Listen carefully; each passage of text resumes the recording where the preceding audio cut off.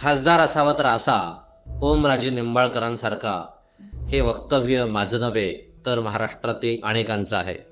मित्रांनो, धाराशिव जिल्ह्यातील पुराची परिस्थिती, त्यात परंडा येथे प्रचंड पाण्याचा वेग आणि त्यामध्ये एक आजी आणि तिचा 2 वर्षाचा नातू, याला वाचवण्यासाठी NDRFच्या टीमसोबत स्वतः ओमराजे तिथे उतरले.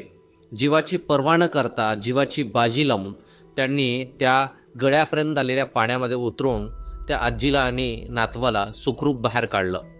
हे बाहेर काढत असताना त्यांना माहिती नव्हतं की त्यांचं व्हिडिओ चित्रीकरण सुरू आहे का, कोणी फोटो काढतोय का, फोटोसाठी ते करतायत. तर असं नव्हे, यापूर्वीसुद्धा ओमराजेंचा हा इतिहास राहिलेला आहे. ते सर्वसामान्यांसाठी अगदी जीवाची बाजी लावतात.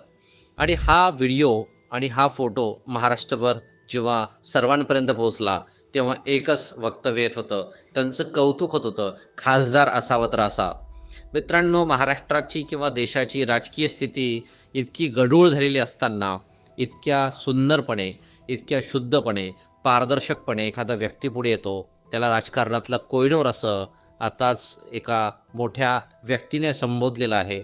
आणि खरोखरच राजकारणामध्ये असे व्यक्ती म्हणजे आत्ता राजकारणाकडे दूषित नजरेने आपण जेव्हा पाहायला लागतो तेव्हा त्या नितळ पाण्यामध्ये असा एखादा काय हिरा सापडावा अशा स्वरूपाचं ओमराजेंचं सध्याला काम आहे.